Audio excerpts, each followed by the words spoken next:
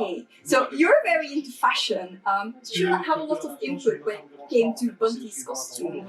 No input at all. I mean, Colleen Atwood is a complete master at what she does. She's absolutely. That was one of my favourite bits of doing these movies was the costumes, because the attention to detail is so exquisite. Like the linings of things, even the way that my coat is cut, it's all cut on this in this special way.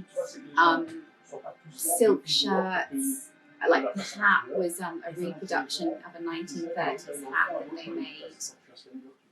I mean, it's absolutely incredible. But I didn't have any input. It's all in Colleen's head.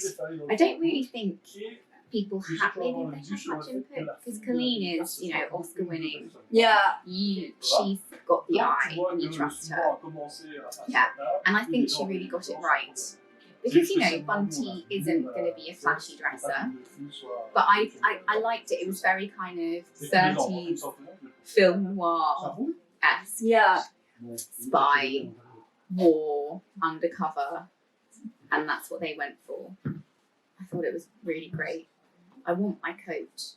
I did like that coat. It is a very good coat. It's a very good coat. Yeah. And I thought the hat was cool as well.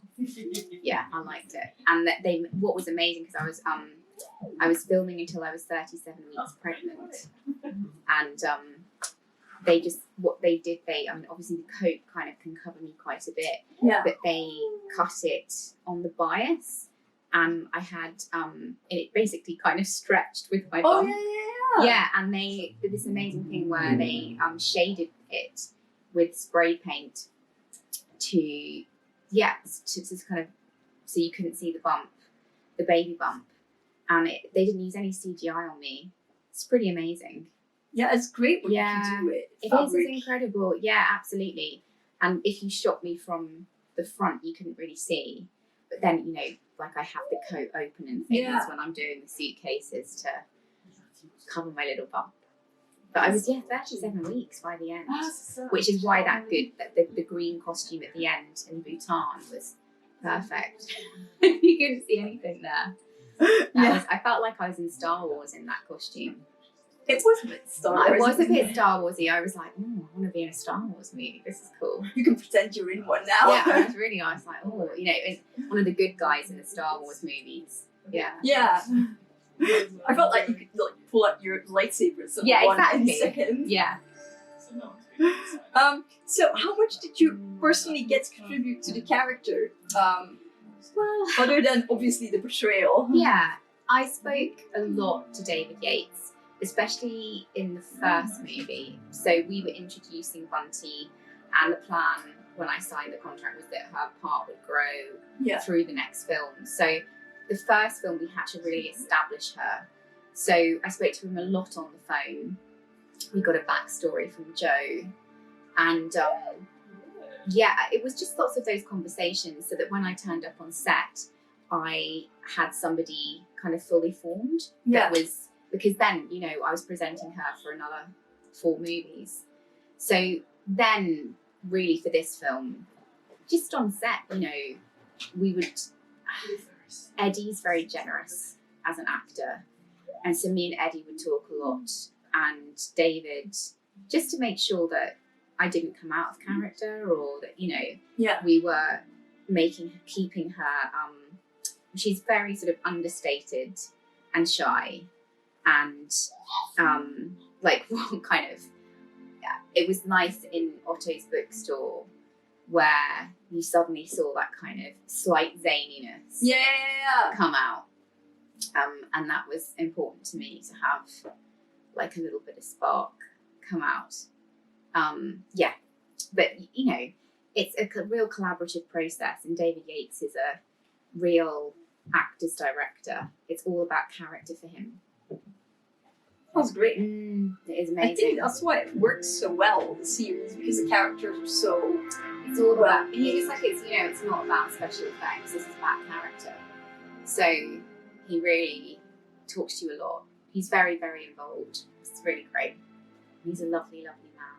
Yeah, you mentioned that Bunty is like a little bit more subdued and shy, but then we see her arrive at Jacob and Queenie's wedding in that super extravagant outfit. Yeah, and everybody's like, Bunty, and she was like, wow. And I was like, why did we not see this outfit? 'Cause it's amazing. I know, it's a Can gorgeous. you describe it a bit? It was written in the script. She was gonna arrive in a gown covered with roses. Oh wow. So the fabric was this beautiful velvet that was made with roses in midnight blue, and this incredible midnight blue coat.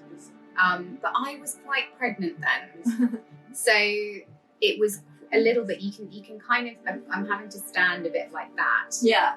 When you see me in the wedding scene, so it could be maybe they took a shot and you could just really see. Whoops! You could just really see. That, I was pregnant. They just went like, let's go with the entrance and just leave it I think so. But yeah, but also it just shows kind of her transformation. Yeah. Because that's what I thought as well. Yeah, because she's just like, here I am. Arrived in New York. She's let Newt go, and it's a new life for her, a new part of her life. She's blossoming. Yeah, that's like the rose. Yeah, I was like, oh, I wish I had seen that dress. Yeah, I know, it's beautiful. I'll have to put some photos actually on Instagram. I've got some more close-ups of it. Yeah, that would be great. Yeah, I have to see it. I'll try and find some. Did you do a lot? Because you spoke about the reproduction of the hat and the coat. Yeah. Did you do a lot of? Did you look up the fashion and the history of the era a lot to help you portray the character? So I've read a lot of history books. I was going to do history at university. Oh, yeah. And I did it for A level, so I know a lot about both wars. And I've watched a lot of films from the 30s. So I think it was just all in me really, in terms of, and also it's got, because of Berlin, it has got that 30s film thing. So that was all very much in my mind, the kind of espionage, a nod to espionage 30s movies. And I just think that what I was going for with her is it's that secondary character who becomes the heroine, who can achieve something no one else can. And the truth is, if you want to be a spy, you have to be someone that no one would suspect. Yeah, that's true. To achieve the thing at the end, she can't be the flashy girl because she's going to be seen. You know, if it was Lally, people would know. People would be like, but then Bunty would be somewhere kind of secretly, somewhere in the corner, who could go and get into an office, she'd be the kind of person that would be secretly, living in France, cracking codes and things and sending messages. Definitely. Yeah. She'd be super good at it. She'd be very good at it, I think. Yeah, I felt like right by the end of the dance scene, I was like, she's not indispensable, she's indomitable. Oh, that's very nice. Yeah, I do like. Yeah, I'm. Hopefully, we get to make another movie, and I'm interested to see, because I saw bits of her coming out in this film, and there's a lot more to uncover. Different sides of her that we haven't seen. Yeah, that's actually one of my questions. Like, what are your hopes for the characters should the final two movies still happen? I mean, I would like to see her a bit more rambunctious. So there was a scene that was cut where I really tell off Teddy. And I think, we can often forget that the background of the character is she spends hours and hours every day looking after. She has a hard job. It's a hard slog, very physical. And she, looks after terrifying animals and has to wrangle them. So there's a strong part of her, and her surname's Broadacre, so I think she definitely grew up on a farm. It's a very kind of old farm English name. So she's got a very strong side of her to be able to do what she does. And so I'd like to see that come out. And she's very stoic, very brave.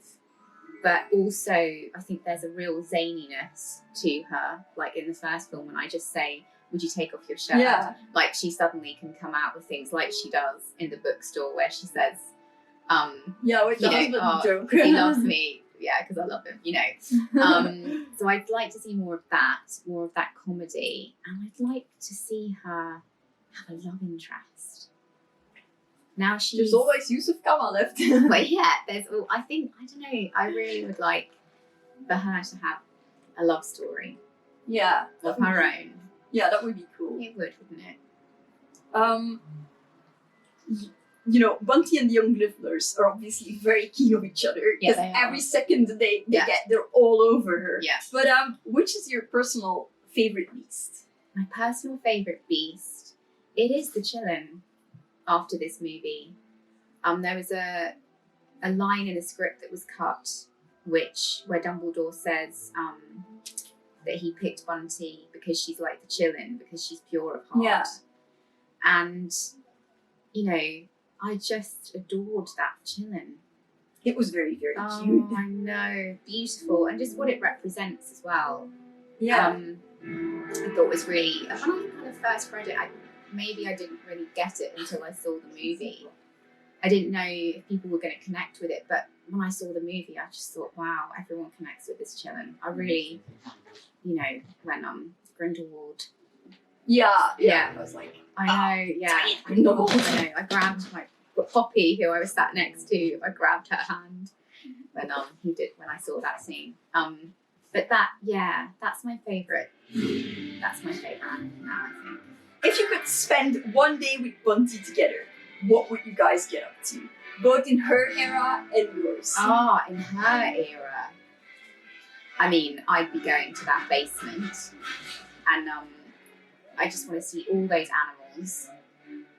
And I think what I'd do for Bunty is I would want to take her shopping.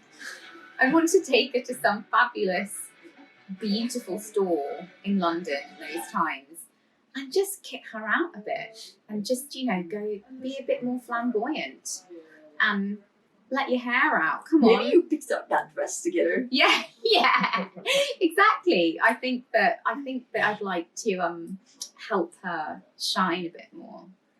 And then what would she do? I mean, I suppose I'd take her to Regent's Park Zoo.